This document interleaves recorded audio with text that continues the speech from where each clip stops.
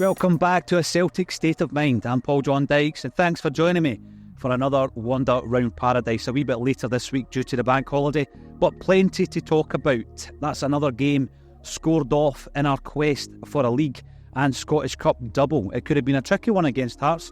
They've beaten us twice, home and away, this season. And going into that game, I think what we were looking at is the fact that Celtic have started to get a bit of form. We've got a good run of games, good run of wins.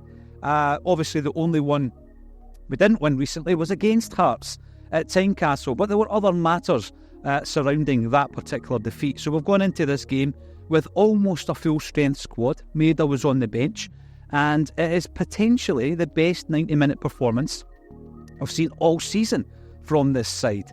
And you look at the reasons behind it. Well, of course, we've got some of these players who have been injured coming back to full fitness. Got a couple of guys who have maybe been off form coming back to full form, best form. And then, of course, Maida, I think the only guy missing from the squad through injury, coming back as well to bolster the bench. But more so than that, we had an atmosphere here at the stadium, an atmosphere that really fed in, I feel, to the performance. And I think Brendan Rodgers has spoken about that time and time again. You know, what's happening actually in the stands can move right into the grass of the pitch, and it can actually make the players play so much better, rise to the occasion. There's demands, of course there's demands, and there's been demands all season, and there's been boos here at Celtic Park, and there's been frustrations, but everybody now is clicking into place and pulling in the same direction towards a league title victory. All we can do is look after our own performances, and that's exactly what we did at the weekend with a 3-0 win over Hearts. So what did we get right at the weekend against Hearts that we were unable to do against them in two other appearances this season where Hearts have defeated us 2-0, both at home and away? I think you start at the back, you look at Joe Hart, he's going to be impossible almost to replace because, you know, 3 years at the club, he's won a double, a treble, and he's going for another double, and he's still putting in performances that, although they're never deemed to be match-winning performances, some of these saves are almost as good as a goal. You've seen it again at the weekend. Hearts came out, Hearts had plenty of possession. They were attacking, they were winning corner kicks, and they were competing. So fair play to Hearts for that. But Joe Hart, he matched everything that was thrown at him. He's been criticised since he came to the club. I think he's one of our top performers. He's the top 3 performers this season. We could all argue and debate who the player of the year is. Let us know in the comments section what you think. Matt O'Reilly's up there as well. But Joe Hart's had a fantastic season. Some might even argue that Liam Scales would be in the discussion. Liam Scales has played virtually every minute when he's been fit. And of course, he was rewarded for his performances with a new 4-year deal. Divides opinion. Of course it does. And I think that when you look at Liam Scales and his performances, he's going to play every minute between now and the end of the season, barring injury. And he's had a tremendous season. And it's right to get him signed up. He deserves that. Brendan Rodgers thinks he is the best player in that position at the club, despite us having spent millions of pounds on players who could have slotted in. So he deserves his contract. But in the summer, you still go out and you still buy a centre-half to partner Cameron Carter-Vickers and improve the team. You can have it both ways. So I think it was a very accomplished performance by the defence, obviously a clean sheet, and you move into the midfield. And again, Callum McGregor, the captain, after everything he's done, but in the last few weeks, what I've noticed in the comments section of Acsom is Callum McGregor getting a bit of stick. People even suggesting that he should be dropped again for Awata, who did well when he came in to replace Callum. But Callum showed that these games he was coming back in for were all part of his rehabilitation. His March sharpness was back there at the weekend. He was orchestrating things. And when you look at that defensive work that he put in also, I mean, the crowd were lifted when he won that ball, having ran maybe 70 yards to do a double slide tackle. Brilliant by Callum McGregor, a real captain's performance, and back to his best just at the right time. And when you see Callum McGregor performing like that, you also see an improvement in Matt O'Reilly and Rio Hatate.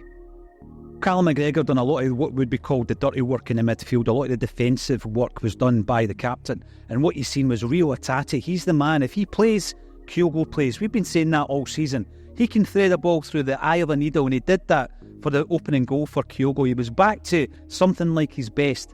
Matt O'Reilly, unbelievably, wasn't named as Scotland's Player of the Year, but he's shown us time and time again that he is absolutely Scotland's player of the year. What about that pass for the second goal? If that came off the boot of an Italian in Serie A, then it's a world-class pass. Outstanding by Matt O'Reilly. There's a real grit to him in recent weeks. He's been superb. And how about stepping up for that penalty kick as well? He's taken 3 penalties recently, all 3 completely different. And he should have been on the penalties all season, I think, as well. So they're all hitting form just at the right time.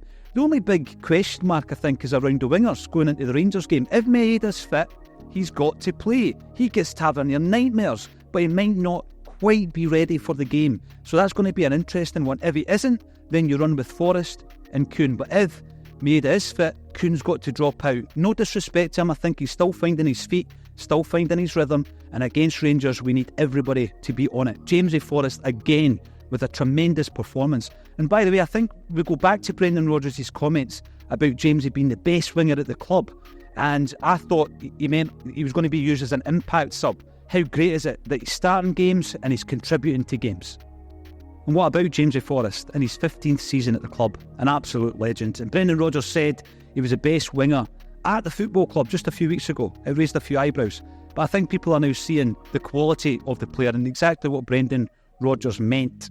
What we're seeing from James Forrest now is a player who's been through this course time and time again. He knows how to win trophies. He knows how to get it over the line. And I think I would not be surprised if he starts every game between now and the end of the season. Even if he plays 60 minutes, he is contributing effectively and positively. And that's great at this moment of the season. Kyogo Furuhashi, the talisman, he's now on 18 goals, 6 assists, and he's finding form, a bit like Matt O'Reilly, just at the right time as well. And then, of course, you've got Brendan Rodgers, so he's given the confidence boost to Jamesy Forrest, and he's also been throwing a few grenades, and people are running with them and misinterpreting them. And I think that the best thing about it is the fact that Brendan knows exactly what he's doing. He knows how to get this over the line. He knows how to win a league title. And his counterpart over at Ibrox is reacting to it. He's rattled. He's taken the bait. And you can see that when you do that, you can't focus on the job at hand. So I think Brendan has played an absolute blinder before we meet Rangers, our nearest challengers, here at Celtic Park this weekend. So Celtic Park Paradise will be the location of what has been called in the past one of the biggest derbies in the world. It's a Glasgow derby. The Celtic versus Rangers. Celtic have got a 3-point advantage and are also a few goals to the good when it comes to goal difference. We win this game, we've effectively won the league. It's that big. But you know what? A draw's not bad either. And I think that going into that game, there is a confidence with the way Celtic have been playing. There'll be no complacency. You know Brendan Rodgers wouldn't allow that. And it's going to be a phenomenal atmosphere in there. Exclusively Celtic supporters for the Glasgow derby. So if you manage to get a ticket, enjoy that. We'll be covering the game as normal. What else have we been up to on a Celtic State of Mind? Well, coming up next Friday, we're going to be at Dunoon. We're going to be joined by Joe Miller and Peter Grant, the Centenary boys, for a big night with a Celtic State of Mind. There's a few tickets left, not many, and the link is underneath this video, as is the link for Tomo, Stan Petrov and Jackie McNamara at Barras Art and Design next month. So come along, get involved in that, and get involved in our charity endeavours. Wee Jamie Tierney, we're still raising funds for Wee Jamie, and in April we raised around 2,400 for him, and it's, you know, all these amounts are going towards the big total for him and his family. If you want to get involved in that, please click on the link underneath this video. Thanks for supporting a Celtic State of Mind. Join us again tomorrow at 12:30 for the Acsom Bulletin.